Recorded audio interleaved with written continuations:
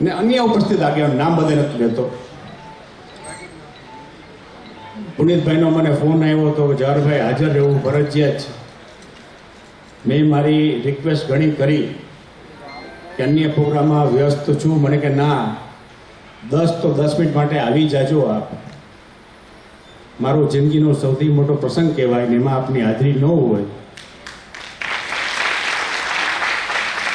જેને કારણે અહીંયા ઉપસ્થિત થયો છું. હું આવીને પાછળ બેસી ગયો હતો. જે મોડો આવે એને પાછળ બેસવું જોઈએ હું પોતે માનવું છું. ને પાછળ બેઠા હોય એની પણ એક અલગ મજા છે. ત્યાંથી તમને બધું જ દેખાય કે હવે પાછળ વાળા જો મજા કરે છે. ત્યાંથી જે જોવાની મજા આવે છે આખી અલગ છે. ત્યાંથી મેં મજા લેતો તો પુનિતભાઈ ધ્યાન પડી ગયું ને જેને કારણે ઉપર આવ્યો છું. પુનિતભાઈ એમ તો હવે 2 શબ્દો જ કહીશું. તમારા ખંભે ભારતીય જનતા પાર્ટીએ આપનો ખેસ પહેરાવી નવું કામ સોંપ્યું છે.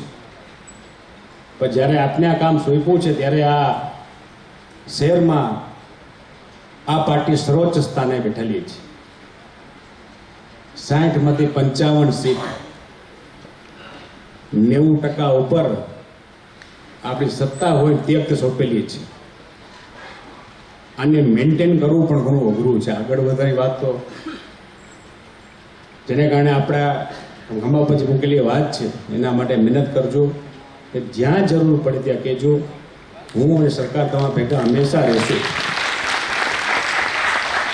પણ મહેનત પૂરી કરવી પડશે એવી લાગણી મારી બધાની છે. એટલું જ કે બેસું છું. આ બધાનો ખૂબ ખૂબ આભાર.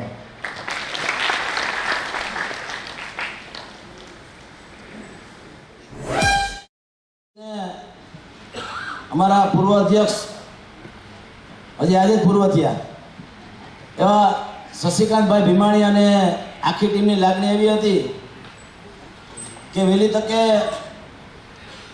એક આવો કાર્યક્રમ રાખવો જોઈએ. નકર કાર્યકર્તા આખો દિવસ મને ફોન કરે, લાગણી હોય, મળવા આવવું હોય, એટલે પછી એવું નક્કી કર્યું કે આપ સૌ જે નિર્ણય કરો. આ કાર્યક્રમમાં આપણી વચ્ચે ઉપસ્થિત આપણા પૂર્વ અધ્યક્ષ આદરણીય શશિકાંતભાઈ, ગુજરાત સરકારના કેબિનેટ મંત્રી આદરણીય જવાહરભાઈ, જૂનાગઢના પ્રથમ નાગરિક મેયર આદરણીય ધીરુભાઈ, આપણા પ્રદેશ આગેવાન આદરણીય પ્રદીપભાઈ,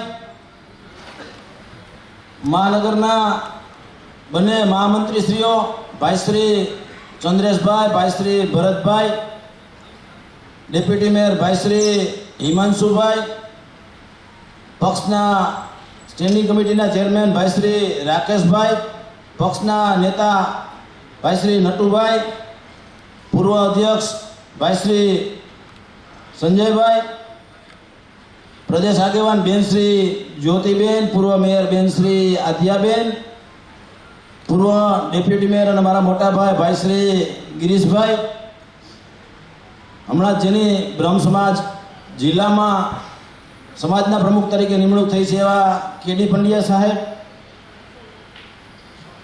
આપ સૌ કાર્યકર્તા ભાઈઓ અને બહેનો, વડીલો, માતાઓ, પ્રેસ મીડિયા અને ઇલેક્ટ્રોનિક મીડિયાના મિત્રો,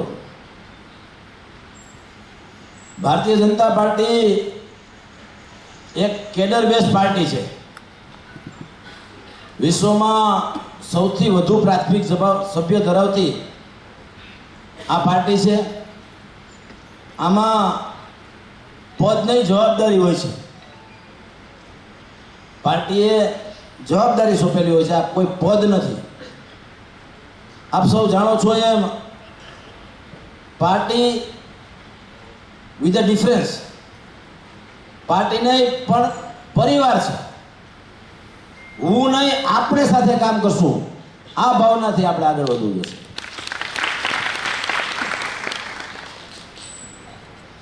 આપ જાણો છો એમ અત્યારે આપણા વડાપ્રધાન આદરણીય નરેન્દ્રભાઈ મોદી અને ભારત ઉપર ઘણા પડકારો છે.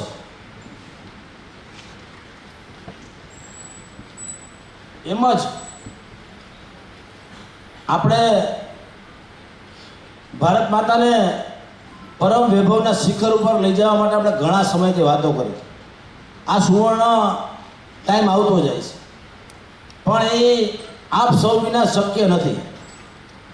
હું નહીં, આપણે બધા જ આ કાર્યમાં, રાષ્ટ્રહિતના કાર્યમાં લાગશું ત્યારે આમાં આપણે ક્યાંક ને ક્યાંક એક ફૂલ આપી શકશું. એટલે મારી આપ સૌ મિત્રોને વિનંતી છે કે હું પ્રમુખ નથી, આપણે બધા જ પ્રમુખ છીએ.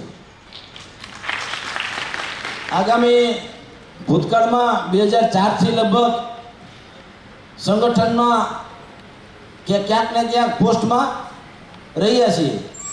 અનુભવનો ભાથું અને મારા પૂર્વ પ્રમુખોએ, પ્રભારીઓએ, સરકારના મંત્રીશ્રીઓએ, આપણા પ્રભારી મંત્રીશ્રીઓએ ઘણા સાથે કામ કરવાની મને તક મળી છે.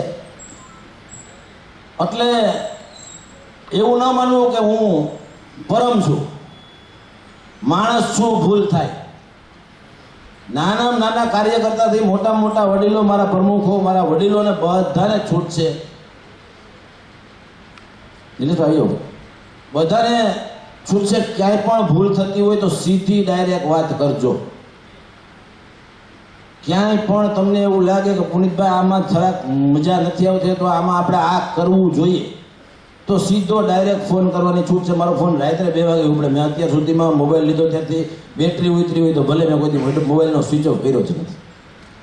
આ હું એટલે કહું છું કે આપણા યુવા મોરચાના છોકરાઓને ક્યારેક આપણે ચૂંટણીના પ્રવાસે મોકલા હોય, ક્યાંક બહારથી આવતા હોય તો એ અખતરા કરે.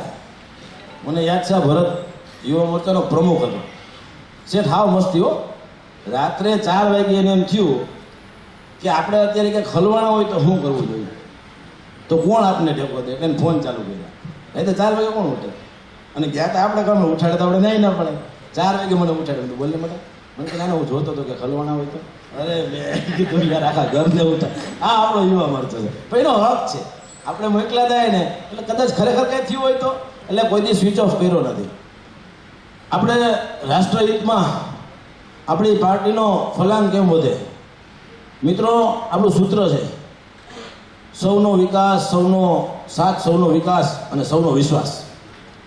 આ ખરેખર સંગઠનને જ લાગુ પડે છે. બધા જ સમાજો, બધા જ કાર્યકર્તાઓ, બધા જ આગેવાનો સાથે લઈને ચાલશું એટલે સૌનો સાથ. બધા જ સમાજોનો, બધા જ કાર્યકર્તાઓનો, બધા જ વર્ગનો આપણે વિકાસ કરીએ, એના નાના મોટા સુખ દુઃખમાં આપણે ઊભા રહીએ, એ સૌનો સાથ, સૌનો વિકાસ. અને આ કાર્ય કરતા સમાજની વચ્ચે આપણી વિશ્વસનીયતા, આપણી પાર્ટીની વિશ્વસનીયતા ટકાવી રાખવી, એ સૌનો વિશ્વાસ. આ ખરેખર આપણા પાર્ટીના સૂત્રો ભેગું જે છે એ સંગઠન માટે જ છે. સંગઠનની દ્રષ્ટિએ અત્યાર સુધીમાં મારા પૂર્વ પ્રમુખોએ ખૂબ સારા કામ કર્યા છે. અને જવાહરભાઈ મંત્રીશ્રીએ કીધું એ ખરેખર બહુ સાચી વાત કરી છે કે 60માંથી 55 સીટ આપે અને એ ટકાવી રાખવી, એ ખરેખર લોઢાના ચણા છે. બોલ્યા થોડુંક પણ જાજુ કહી દીધો મને ને, એમાં કાંઈ ઘટે નહીં.